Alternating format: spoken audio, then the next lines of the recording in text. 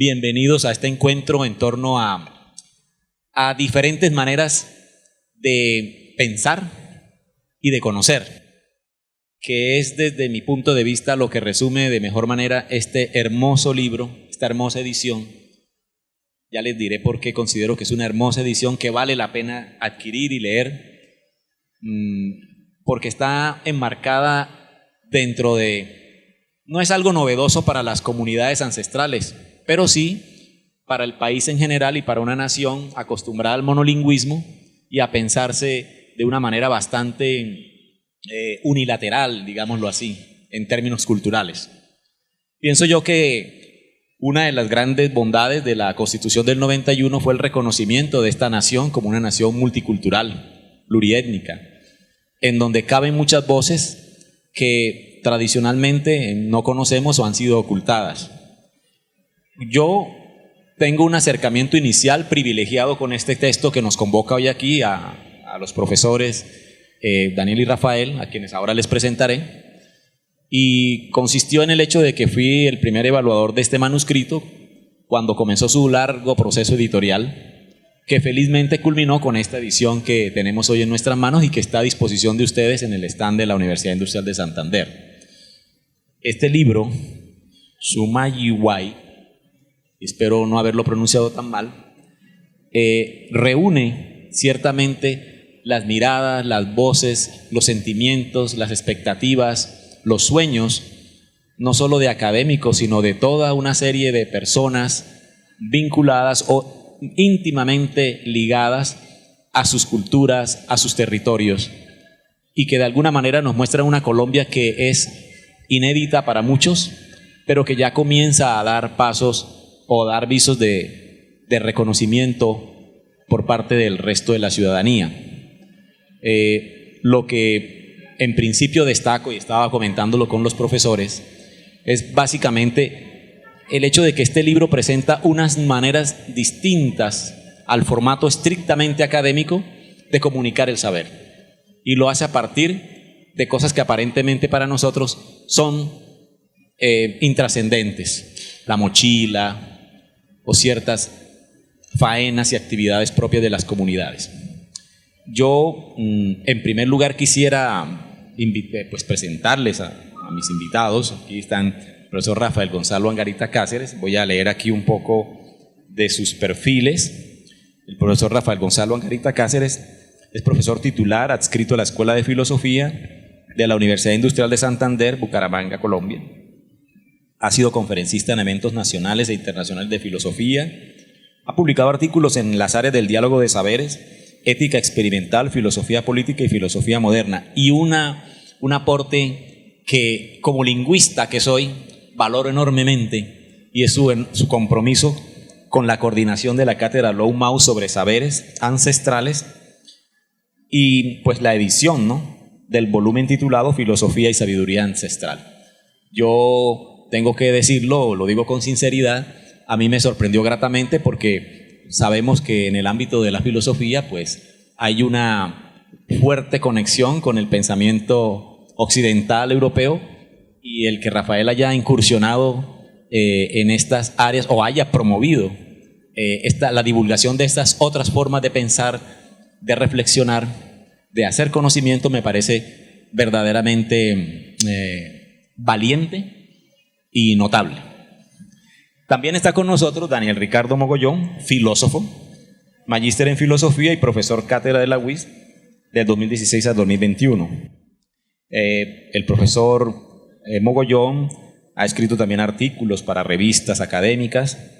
Sus enfoques giran en torno al existencialismo de Sartre, historia y filosofía de la Edad Media y el estudio de los saberes ancestrales de las culturas indígenas Ica e Igua de la Sierra Nevada de Santa Marta, Colombia. Actualmente trabaja en la propuesta para optar por el doctorado en filosofía de la UIS titulada La existencia del Dumbur Poporo como objeto técnico de la cosmogonía Wiwa. Mi primera pregunta es, antes de que empecemos a hablar del libro, y también para valorar el tiempo, que creo son 45 minutos, ¿cómo dos filósofos formados en esa tradición que ya he mencionado, Sartre, Descartes, Kant, terminan no solo promoviendo estos saberes y sabidurías ancestrales, sino también escribiendo un volumen tan interesante como el que tenemos en nuestras manos. Daniel. Bueno, muchísimas gracias por estar acá, muchísimas gracias por toda la atención que le han dado a este libro, y lo recordaba un poco el profesor Rafael, no solo a este libro, sino a toda esta problemática que ya desde hace como algunos 10 años venimos de alguna manera trabajando en la Escuela de Filosofía y pues en general en la Universidad Industrial. Yo pienso que hay varias cosas que hay que recordar allí para entrar justamente a esta pregunta que indicas. Hace 10 años, cuando Ediciones UIS nos publicó este volumen de Filosofía y Sabiduría Ancestral, nos dimos cuenta que era la primera vez que se publicaban algunos textos en la editorial UIS en idiomas ancestrales de Colombia, ¿no? Eso, digamos, dato ahí para ti como lingüista, pero también a nosotros nos admiraba profundamente eso desde la filosofía, toda vez que vivimos en un país con una diversidad cultural y también con una diversidad de idiomas, y nos parecía increíble que hasta bien entrado la segunda década de este siglo, fue la década pasada, se publicasen textos en otros idiomas, ¿no? En idiomas ancestrales.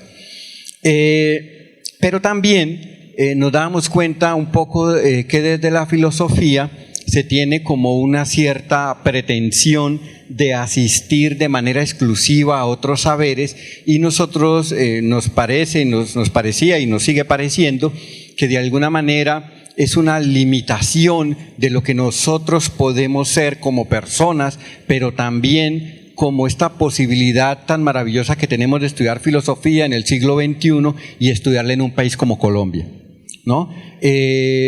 Nosotros tenemos una gran cantidad de tradiciones de pensamiento que son absolutamente hermosas, que muchas de ellas no se expresan como, digamos, las aprendimos nosotros en estas instituciones occidentales, pero que es nuestro deber empezar a elaborar un encuentro y un diálogo con esos otros saberes, ¿no? Hay algunas cuestiones institucionales que nos impiden que aquello sea un diálogo, y un poco estos libros han pretendido tender una serie de puentes, intentar derribar esos obstáculos y considerar, aquí ustedes van a encontrar a autoras y autores que pertenecen a grupos indígenas, ¿no? Y es empezar a tenerlos en cuenta allí como autores, ¿no? Al tiempo que digo esto también, y es un pequeño paréntesis, no tiene de entrada mucho que ver con la pregunta que haces, pero nosotros estamos acá simplemente porque estábamos en la ciudad, ¿no? Las personas que deberían estar acá es Laura e Iskra. Iskra, bueno, está en Bucaramanga, pero tuvo un viaje, no pudo estar. Pero también hay otras autoras, hay otros autores que están en grupos ancestrales de Colombia y les será muy difícil poder estar aquí en esa presentación. Entonces, con tu pregunta, digamos, aprovecho la ocasión pues para decir que el libro no es nuestro, que nosotros solo somos unas personas que colaboramos acá con un pequeño capítulo sobre esto que nosotros trabajamos. No sé. Bueno, muchísimas gracias a todos por su amable asistencia y también al profesor por la pregunta. Para responder un poco lo que nos enuncia el profesor, una de las cosas que nos permitieron como filósofos llegar a los saberes ancestrales precisamente fue como el viaje, la manera en que nosotros recorremos los territorios, cómo caminamos por ellos, y siendo estudiantes de filosofía nos hacemos esas preguntas: ¿cómo podemos pensar nuestros saberes? ¿Cómo podemos pensar nuestro territorio, nuestras propias culturas, a partir de los elementos que la misma filosofía occidental ha proporcionado? Por ejemplo, lo que es la fenomenología, lo que es la hermenéutica, lo que es la lógica, nos hace automáticamente generar preguntas que quieren llegar, por ejemplo, a ideas metafísicas como ¿qué es el hombre? ¿Por qué la vida? ¿Por qué estamos generando cultura? ¿Qué es el lenguaje, por ejemplo? Y de esa manera, recorriendo a Colombia, recorriendo sus territorios, nos encontramos con personas que son colombianos, se supone son colombianos, pero sus historias, su genética, su lenguaje indican otra cosa, que ellos están dentro de una serie de sistemas de pensamiento que se quedaron dentro del territorio americano y que fueron relegadas por la academia y por todos los sistemas, digamos, políticos, ¿no? Y como decía el profesor, estamos viviendo unos tiempos también agitados, donde también hay problemas ambientales, sociológicos, que impulsan entonces al filósofo a buscar ciertas respuestas.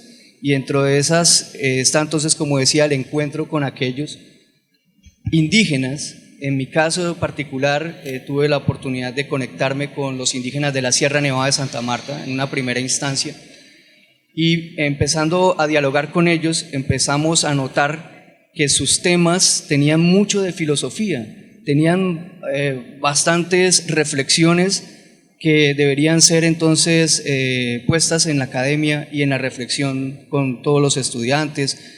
Y de esa manera, volviendo pues al hecho o este hito de haber generado la cátedra Low Mouse, con el profesor Rafael, el profesor Jorge Francisco Maldonado también, pues algunos nos hicimos la pregunta de, bueno, podemos desarrollar tesis en filosofía donde podamos poner de centro el saber ancestral que no es propiamente occidental.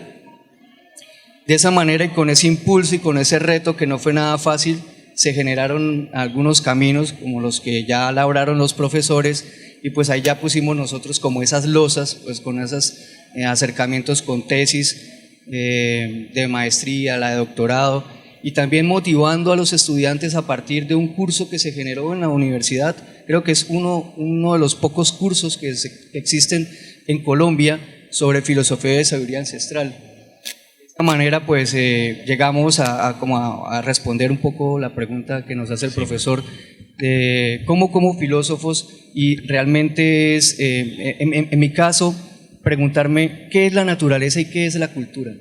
¿Por qué debemos mantener siempre una relación entre naturaleza y cultura y no como una separación? Quizás esa podría ser una... Para entrar en materia ya en el libro, debemos partir del mismo título. Es uno de los tres ejes que nos muestra en el prólogo, de los tres ejes de los pueblos Camenza e Inga, ¿no? Suma Causay, el buen vivir; Suma Rimay, el buen hablar; Suma Yuay, el buen pensar. Lo que me interesó profundamente del libro es la enorme complejidad que hay en el pensamiento y en el saber ancestral. O sea, estamos acostumbrados a creer, lo digo como lingüista, una de las creencias más arraigadas en las personas del común consiste en creer que el inglés, el francés, el latín, el español son lenguas muy complejas, mientras que las lenguas habladas por los pueblos amerindios, las lenguas originarias, llamadas nativas, se consideran lenguas primarias, elementales, y eso es completamente falso, completamente falso. Traslado esto a las formas de pensamiento. Una de las cosas que uno encuentra en el libro es la enorme complejidad de las formas de pensamiento ancestrales. Digan ustedes, al explorar, al hacer no solo sus textos, sino también mirar el contexto del libro, ¿qué hallaron al respecto? ¿Qué los sorprendió sobre esto? ¿O qué los impresionó? Gracias, profesor. Voy a empezar con una referencia. Un antropólogo colombiano, Luis Cayón, la tesis doctoral la volvió un libro, y el libro se llama Pienso, luego creo, se lo recomiendo. Tiene una introducción supremamente hermosa, y allí en esa introducción Luis Cayón ataca justamente este mito, pero lo extiende muchísimo más, ¿no? Entonces, pero lo extiende a todo el saber, ¿no? Entonces dice, nosotros tendemos a creer que nuestros científicos son unas personas que han elaborado una serie de concepciones, de conceptos y de teorías supremamente complejas, y que los saberes indígenas son algo muy simple, algo que se obtiene sin ningún esfuerzo, ¿no? Y básicamente el libro que él hace es justamente para atacar esa idea. Y él hace una homologación de saberes, ¿no? Entonces dice, estos chamanes y de masa en realidad son como científicos en la tradición occidental, ¿no? Y empieza a hacer toda la comparación. ¿Cuánto tiempo necesita un doctor para formarse? En la tradición occidental, bueno, hace esa sumatoria de años, que da un poco como 20 años más o menos, y él dice, bueno, un doctor recién formado es un científico que apenas empieza a andar, ¿no? Un chamán que lleva 20 años estudiando, hasta ahora es un chamán que empieza, ¿no? Entonces dice, estos chamanes que ya llevan 50 años investigando su saber y todo, son como estos grandes científicos de la tradición occidental, ¿no? Se requiere un gran trabajo, unas grandes investigaciones para poder llegar a esa consolidación del saber, ¿no? Entonces, lo primero que yo quería hacer con esta indicación que tú cifras dentro de tu ámbito del saber, dentro de la lingüística, es en realidad una cuestión generalizada, ¿no? Pues nosotros somos de una generación diferente a estos chicos jóvenes, pero si nosotros recordamos en la escuela cuando había alguna referencia al indígena, no, es que los indígenas como veían el sol, ellos creían que ese era un dios, que era el padre, ¿no? Y así se resumía la cosa de una manera muy simple y muy sencilla, sí. Entonces, hay esta tendencia, ¿no?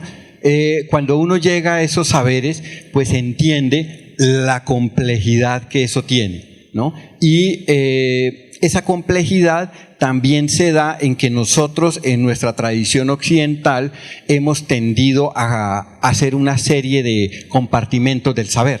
Entonces hablamos un poco, allá está la lingüística y se ocupa de esto, acá está la filosofía, se ocupa de estas cosas, acá está la biología que hace esto otro. Con los saberes indígenas no pasa eso, ¿no? Hay una relación profunda. De hecho, ahora en las ciencias sociales, bueno, desde el siglo XX, con todos estos enfoques de Wallerstein y todos ellos, se ha empezado a atacar esas nociones de división del saber, ¿no? Incluso, pues, para decir que en realidad no hay ninguna opción para hablar aquí de sociología, más allá de lingüística, ¿no? Sino que esas relaciones están muchísimo más cercanas. Y esto me permite también un poco acercarme a la anterior pregunta sobre estos saberes ancestrales. Realmente lo que se ha identificado es que allí hay una ontología, es decir, hay una metafísica, ¿no? Hay una ética, también hay una epistemología, y que esa epistemología, como lo hace nuestra epistemología, valida otras formas de conocer, ¿no?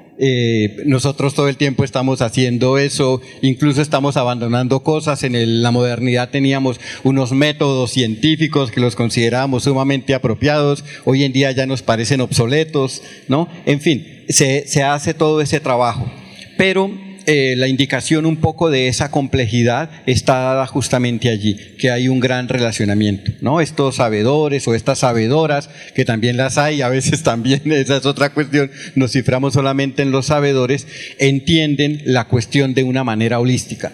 Y eso hace que para nosotros, cuando nos acercamos, cuando empezamos a escucharles, todo sea muchísimo más complejo, ¿no? Porque nosotros venimos de estas otras divisiones que nos parecen más satisfactorias en la medida en que siempre creemos que tenemos un dominio de algo. Ya dominamos esto, entonces podemos pasar a esta otra cuestión. Bueno, escuchando al profe Rafael, me acordé del asombro. Uno como filósofo siempre está motivado por querer encontrar nuevos caminos, nuevas situaciones. En mi caso particular, tuve la cercanía a leer antropología. La antropología me permitió abrir otros espacios del mismo saber filosófico. Me explico. La antropología es una rama, una hija de la misma filosofía, solo que la antropología lleva a la práctica ciertos elementos que la filosofía se queda en la teoría, que es llegar directamente a conocer en el territorio y a tener una experiencia directa con las personas. Eso es bien importante, que generó pues la posibilidad de leer a Gerardo Reichel Dolmatov. Como decía el profe Angarita, Dolmatov en el libro, cuando habla de los Ica, cuando escribe sobre los Ica, él decía, bueno, en América los antropólogos, la arqueología está muy maravillada por encontrar las estructuras grandes de las civilizaciones. No sé, por ejemplo, ustedes podrán recordar las pirámides en Mesoamérica, Teotihuacán, con los incas en el Perú. También encontramos como esa fascinación con los pueblos amazónicos, con toda su idea en las malocas, el Yurupari. Pero cuando leíamos a la Sierra Nevada, decía, bueno, ¿qué fue lo que nos dejaron estos indígenas? Nos dejaron Teyuna, que también los indígenas taironas, ellos fundaron una civilización y construyeron todo una ciudad hecha obviamente de piedra y es completamente funcional. Al día de hoy todavía sus terrazas, sus lugares están activos. Eso nos hace pensar que detrás de todo ese sistema arqueológico y antropológico existen sistemas de pensamiento que se deben explorar. Entonces, lo que nos dejan lo más importante de las culturas indígenas en el territorio colombiano es el legado filosófico, el legado de unos lenguajes. Precisamente no podríamos nosotros hablar de filosofía sin tener o decir de un acercamiento a un tronco epistemológico, ontológico y ético diferente al que nosotros trabajamos, sin poder tener en cuenta la validez de los saberes y del lenguaje. Pues para terminar esta pequeña presentación a la respuesta, por ejemplo, el latín y el griego tienen palabras compuestas que hacen pensar precisamente en las actitudes de la visión interna del ser humano. Cuando analizamos las lenguas de la sierra, yo digo de la sierra porque es el grupo que yo he estudiado, a los arhuacos, a los icas y a los huiguas, uno encuentra que sus palabras tienen unas cargas semánticas y profundas de los significados de la vida, del cosmos, que por qué nosotros los filósofos no podemos pensarlas. Claro, para poder llegar a eso también tenemos que llegar a un diálogo con la comunidad. No es solamente llegar y entrar como un explorador y tomar ciertas palabras, salirnos del territorio y venirlas a escribir acá o hacer nuestros análisis sin un permiso directo de la comunidad. Entonces, esto también es muy, muy interesante, por eso se une la antropología con el lenguaje, la filosofía, y nos permite entonces dialogar con los mamos, que serían como los doctores en su propio lenguaje. Para aclarar un poco, los mamos tienen una formación muy, muy técnica. Cada mamo está dirigido a un tipo de conocimiento, así como las parcelas del conocimiento, como lo decía el profesor, pero ligadas, por ejemplo, está el mamo de la medicina, está el mamo que nos permite leer las estrellas, está el mamo que entiende el río, está el mamo que sabe el cultivo, que sabe sanar, y también hay mamos como Ader Ramón Gil, que son expertos etimólogos, y me acerco a decir que el libro tiene la introducción de María Maya, que es una de las lingüistas más importantes de Colombia, y para mí yo soy fan de ella en el sentido de que con sus trabajos pude entender la etimología de las palabras indígenas.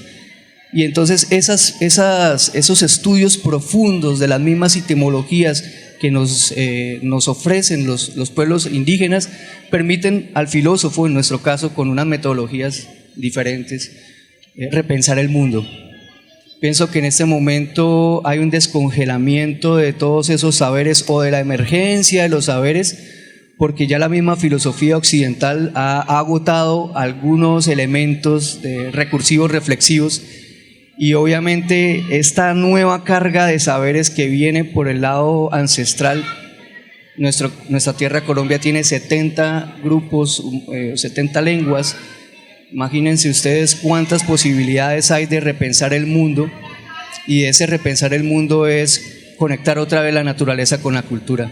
No podemos ser decir como filósofos, subvalorar y poder encontrar en cada una de esas palabras, en uno de esos territorios y con estos doctores ancestrales, pues nuevos recursos y caminos para hacer conocimiento.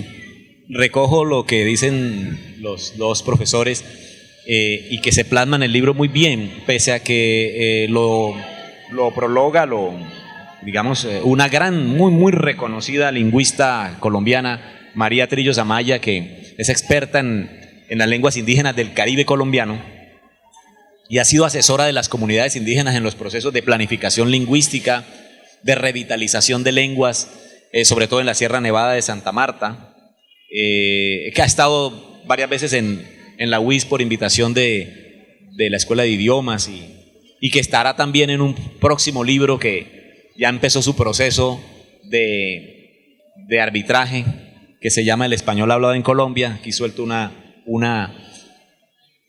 adelanto a este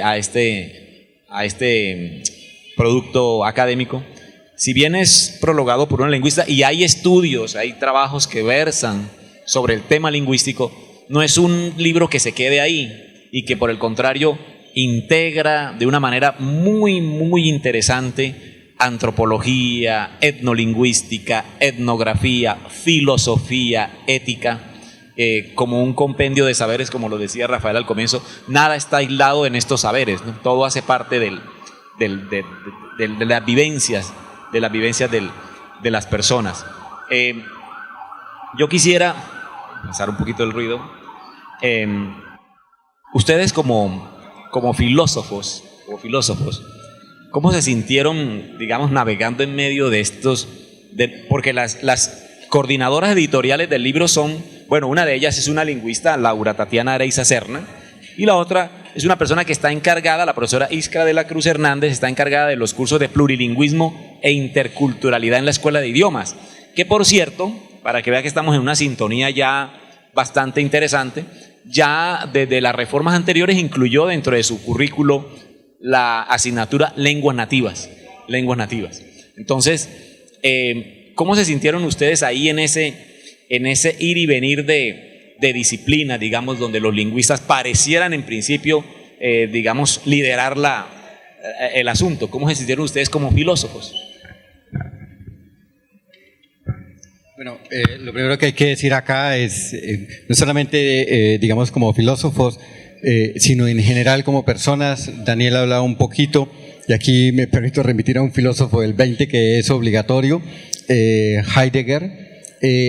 A veces se cree que este asombro de la filosofía es una cuestión inicial, ¿no? De hecho, pues, esta famosa conferencia de qué es la filosofía de Heidegger, para indicar que ese asombro acompaña a toda la filosofía, ¿no? Ese asombro, si tú estás leyendo un texto filosófico y no tienes asombro, es que realmente, te diría Heidegger, como filósofo, estás perdiendo el tiempo, ¿no? Entonces, allí con estos grupos indígenas nos ocurría, por lo menos a mí, precisamente eso. A cada momento era presa de un asombro por muchísimas razones, ¿no? Por cada cosa que ellos hacían y que nos explicaban, y uno veía estas profundidades del saber, estas profundidades filosóficas. Lo decía un poco también Daniel, y que te gusta a ti también por tu profesión, por la lingüística, en cada palabra, en cada cosa que se dice, en cada manera de referirlo. Yo acá en este capítulo quisimos introducir algunas cosas sobre el tejido en los Kogi, ¿no? Y porque a mí fue una de las cosas que especialmente me llamó la atención en la Sierra Nevada de Santa Marta, y es que allí el pensamiento se materializa, ¿no? Para nosotros el pensamiento es una cuestión inmaterial, absolutamente abstracta. Podemos decir que se ha materializado a lo mucho acá en un libro, ¿no? Que tú pones, o en un artículo, o en una ponencia, una presentación que tú haces, pero para estas personas siempre se materializa, ¿no? Y una de las cosas en las que siempre se materializa es justamente en las mochilas, ¿no? Entonces, cada mochila de estas te cuenta una historia, te dice quiénes son las personas que portan esa mochila, cómo están relacionados con los demás seres vivos, ¿no? Esta mochila, por ejemplo, es de un linaje que se llama Díngula, y está referida al armadillo. Ellos son unos familiares directos del armadillo, de este animal. Y eso explica un poco, digamos, los colores. Cada vez que alguien me pregunta cuando ve los colores, sí, parece un armadillo, ¿no? Está allí la relación. Pero en estas mochilas, además, cuando tienen la oportunidad pueden encontrar estas mochilas de la sierra. Sí, es preciosa. Van a encontrar cabello humano, ¿no? Y ese cabello es el cabello que se le cae a la mujer cuando está tejiendo, y justamente se deja allí como una suerte de testimonio de que en eso le fue su vida y su pensar mientras estaba justamente contemplando o concibiendo todo su linaje, ¿no? Y se lo deja la mochila allí como una energía. Así que si no conocían estos saberes, y si algún día tienen por ahí una mochila, no le quiten el cabello humano, que es parte del pensar que ellos han decidido que se quedara allí en estos trazos. Es decir, es mucho más que una mera labor manual, es un trabajo intelectual también. Exactamente, se trata del pensamiento, ¿no? La mujer hace esto y el hombre poporea. Y el hombre también en su poporo, en lo que se denomina acá como la chapa del poporo, en esa parte superior se hace posible leer su pensamiento. Es un libro escrito, esto realmente es un libro que está escrito y que cuenta toda la tradición y todo el linaje de estas personas que conocemos acá actualmente como el apellido Díngula, ¿no? Pero que en realidad es Abi Kame en el Kogyan. Bien, siguiendo el comentario del profesor Rafael, el lenguaje para el mundo indígena es no una palabra como si fuese un objeto que se pone en la mesa de noche, o algo que se elabora, que se pone o que se escribe en un papel y se deja ahí o se guarda o se conserva como una memoria, sino que el lenguaje del mundo indígena es un lenguaje viviente, es un lenguaje que recorre o que se transforma en sí, en propio en el cuerpo de la persona. Cada cosa que se está expresando es algo que se vive o que se conecta con el universo. No es algo, empecemos diciendo que en la Sierra Nevada, nosotros estamos de la Sierra porque hemos sido investigadores directos de la Sierra Nevada. También hemos tenido contactos con otros grupos indígenas gracias a la universidad, como los Ingas. No obstante, cada grupo maneja una cosmología muy diferente gracias a su territorio, su lenguaje también lo hace diferente. Entonces, los significados, vuelvo y digo, la palabra pensamiento en Colombia tiene más de 70 significados. Gracias a que tenemos 70 grupos humanos, deberían de haber 70 maneras de ver el mundo, de concebir el mundo, de entender el cuerpo. El tejido en la Sierra Nevada, yo hice la tesis precisamente sobre las mochilas, siguiendo los pasos del profesor, y una mochila como la que vemos acá no es un contenedor para llevar cosas, como ya lo dijimos, sino es todo un acto cosmológico y cosmogónico. La misma mochila es un escrito. De hecho, la palabra texto en latín, textum, significa textil, es una manera de tejer. Por eso en el libro la profesora Iskra lo deja muy claro. Este libro es un tejido. Para ella un canasto es otra manera de tejer, es otra manera de tejer. Así que en la sierra hay 4 lenguas, que son los Ica, que son las mochilas arhuacas que conocemos. Cada mochila tiene su diseño, tiene su conexión cosmológica, como esta, en este caso es de los Wiwa, representa y tiene un lenguaje y dice unas cosas muy precisas de la comunidad. Así ¿Qué dice esa? Esta mochila conecta con el espíritu del hombre, ¿sí? El espíritu del hombre, en este caso sería la costilla.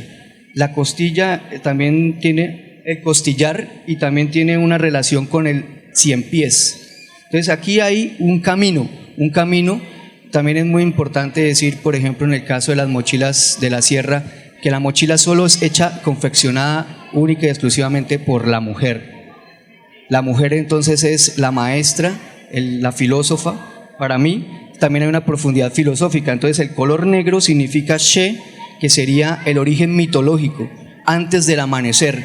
Las mochilas que ustedes sepan, por ejemplo, ya desde ahí, la semántica del color negro sería lo más puro. Ya esta nos representa eso. Esta mochila me la regala el nieto del mamo y me dice, bueno, esta es la que usted lo va a acompañar en sus procesos, por eso la traigo. Como le dije. Y ahí va Sartre, ahí dentro de la mochila. Aquí está Sartre, están las experiencias, está la filosofía. También tengo otra mochila donde está el ayo. ¿Podemos verla, la otra? Claro, por supuesto. Esta es una mochila blanca. las mochilas que solo están y tienen los cabellos que dice el profesor Rafael, y esta mochila representa el pensamiento del mamo, y en estas mochilas de color blanco se ven los mamos, ellos se visten exclusivamente de blanco, como el color de los nevados, del blanco del hielo de la sierra, que representa el pensamiento puro, el bunsina, la idea de un pensamiento sin mácula, perfecto para ellos, ¿cierto?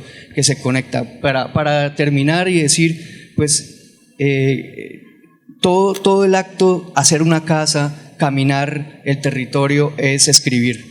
Eso es sorprendente, que caminas el territorio y estás haciendo pensamiento. Y bueno, te recuerdas a Aristóteles cuando él andaba con sus estudiantes y hacía filosofía, era caminando.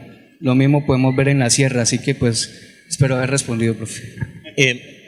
¿Costó trabajo liberarse un poco de las ataduras de la estructura del texto académico para entrar a jugar dentro de este caleidoscopio de sabedores y sabedoras?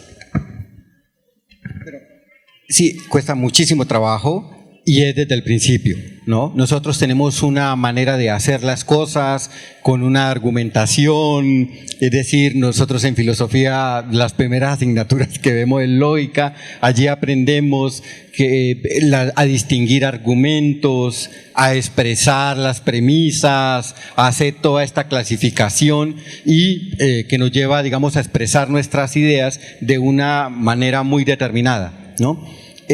Cuando uno llega a la sierra con estos sabedores, no hay en mucho, no hay estas cosas, sino que te van diciendo esto es así, esto está demostrado de esta manera, y cuando preguntas sí, está así contemplado, sale muy claro en Yatucua, que es un pequeño cuenco de madera, como unas calabazas que tenemos acá en Santander, que tenían las abuelas, en las que se deposita una piedra sagrada, que es una tumba, tiene un pequeño huequito y al entrar allí produce unas burbujas. Entonces ellos leen esas burbujas, otras maneras de leer, leen esas burbujas, y estas yatucuas en realidad son manuales, son libros andantes que ellos los llevan y los pueden llenar en cualquier lugar y leerlo, ¿no? Y tienen, digamos, sus bibliotecas, que son las lagunas que están en los lugares elevados. Para ellos a veces es un tanto difícil poder acceder a todas las bibliotecas, entonces deben apelar a estos libros que cargan allí en cada momento. Y entonces sí, es extremadamente difícil, ¿no? O sea, esto te descentra, te saca completamente, pero también en cuanto uno entra y en cuanto logra comprender algunas cositas, en mi caso particular, cuando uno logra comprender algunas cositas o uno cree que comprende algunas cositas, pues esto se convierte en un trabajo verdaderamente satisfactorio, en una gran alegría, en un agradecimiento con la vida, con la universidad también, pues que permitió que uno se pudiese acercar a estas personas y a estos saberes. Yo me lo he pensado mucho, yo digo, si yo no hubiese estado en la universidad, jamás hubiese tenido, o difícilmente hubiese podido tener esta oportunidad de conocer estas otras cosas, ¿no? Entonces, esto que a veces decimos que el de la universidad como este proyecto absolutamente y exclusivamente occidental, también nos ha llevado a conocer eso otro. Bueno, yo quiero comentar una anécdota, y es precisamente cuando empecé a llegar a la sierra como filósofo, siempre hacía preguntas, para todo estaba preguntando, y me di cuenta de ese espejo, de que realmente sí soy preguntón, y más en esos casos culturales. Entonces sucedía que me decían, profesor, ahorita no podemos hablar en la mañana, ¿no? No, ahorita no, en la tarde, no, todavía no podemos. Yo hacía preguntas de metafísica, como decir, bueno, ¿qué es el pensamiento? ¿Qué es el mito? O sea, las primeras cosas, ¿qué significa mito para ustedes? No, ahorita no.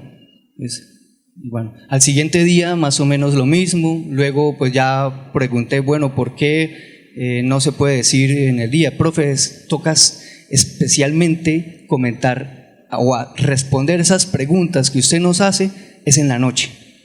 Entonces, uno de los primeros retos era tratar de escribir todas las preguntas en el día y en la noche saberlas formular, porque tampoco era pues hacer preguntas por hacerlas, sino tratar de encontrar fondos para ir armando los rompecabezas en la cabeza, pues, como filósofo, y llegar a responder. Entonces me di cuenta que la noche es el lugar más sagrado del momento de todo el día o del vivir de una persona de la sierra. En la mañana y en la tarde hay unas disposiciones mentales y corporales que están, digamos, sometidas al trabajo físico, a la realización. También ellos madrugan, también hay una connotación, la noche va hasta bien entrada la madrugada.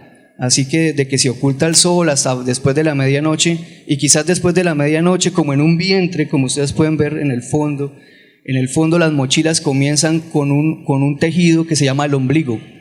Se forma una especie de nudito, y a partir de ese nudo se va haciendo un camino en espiral, y toda la mochila, la tejeduría de cualquiera de las mochilas de la sierra son en espiral hacia arriba. O sea, no tienen ciertas técnicas.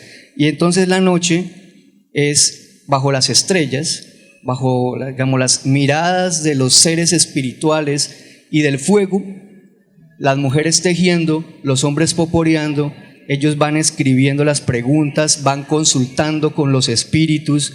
Entonces, por ejemplo, una de las cosas era si podíamos hacer o no la tesis, y para eso teníamos que responder a una serie de situaciones rituales. Teníamos que ir a lagunas, teníamos que hacer caminos, recorrer montañas, hablar con el uno y con el otro para poder decir, bueno, ¿el espíritu sí nos da la aprobación o no?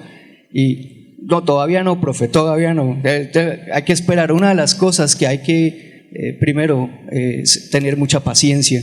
Y quizás los filósofos contemporáneos somos personas que tenemos la necesidad de responder inmediatamente por nuestra visión tecnológica.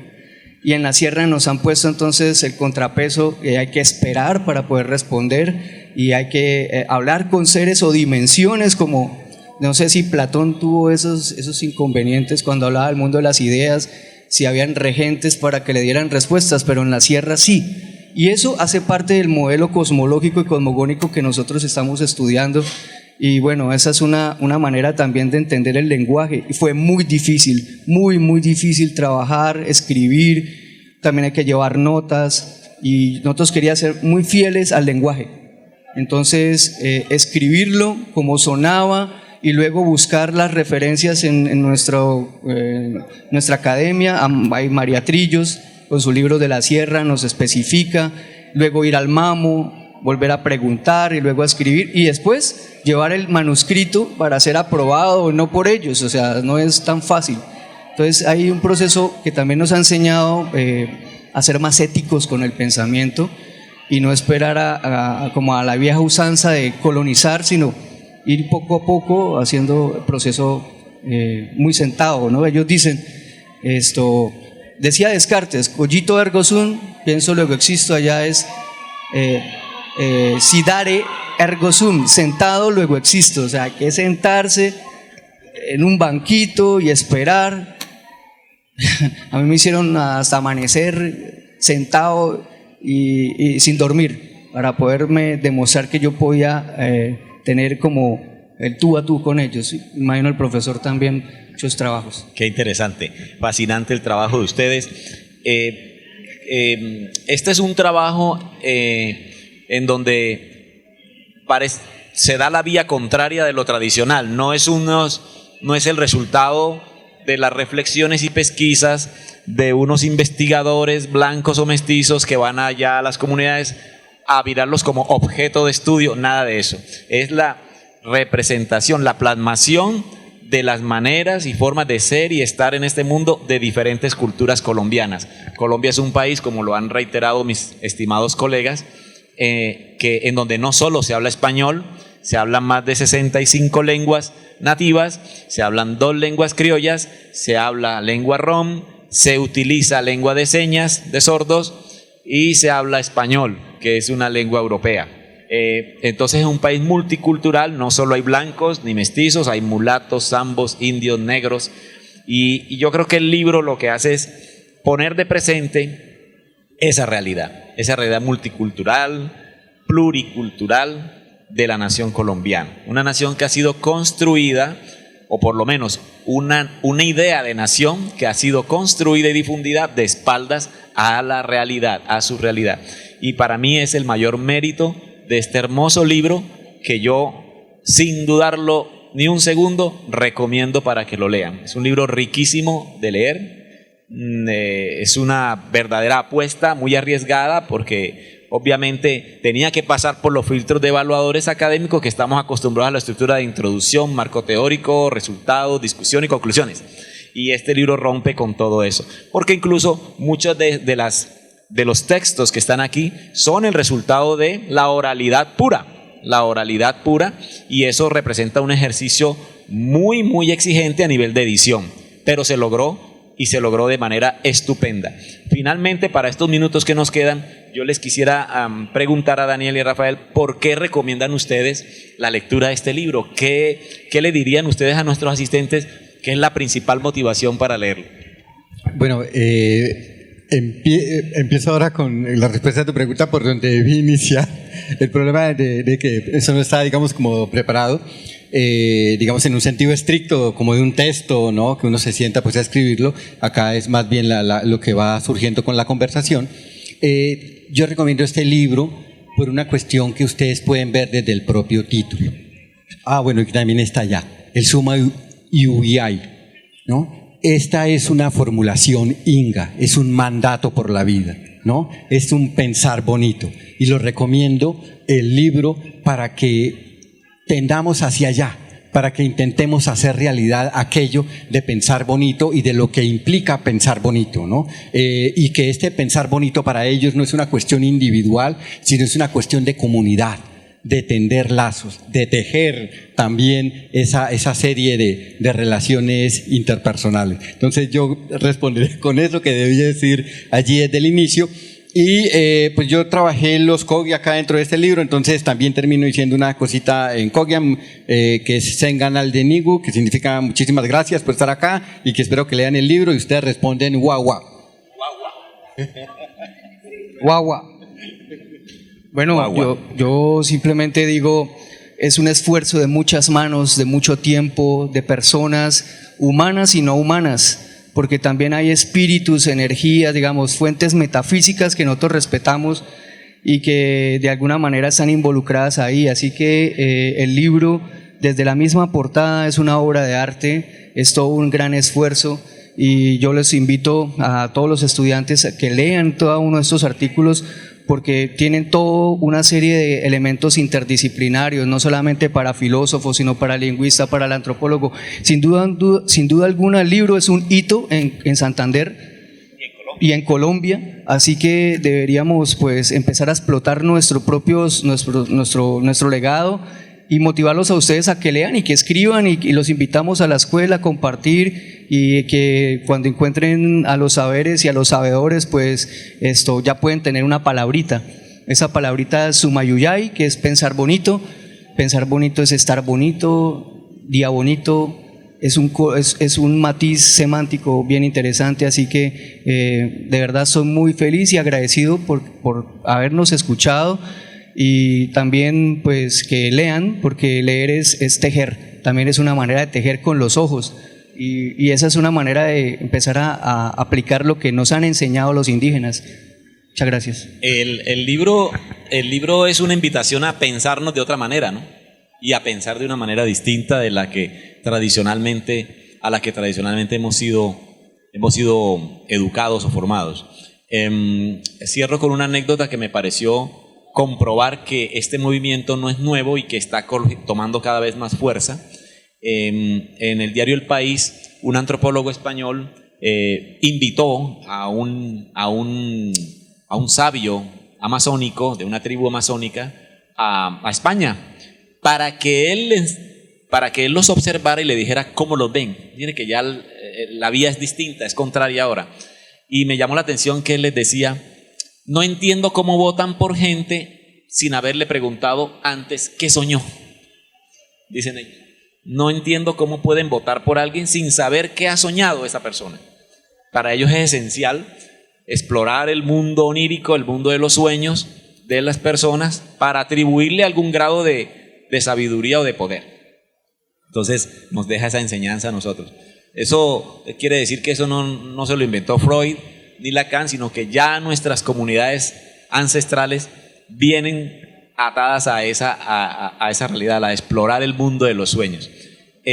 Agradezco a los profesores Daniel y Rafael por su presencia, por digamos, por sus palabras, por sus comentarios, por sus observaciones y por supuesto a ustedes, así como a Ediciones WIS, que ha organizado este evento, que ha trabajado de manera muy profesional en la edición de este maravilloso libro, y los invito realmente a adquirirlo porque vale la pena como ejercicio no solo intelectual sino también espiritual. Muchas gracias a todos y a todas.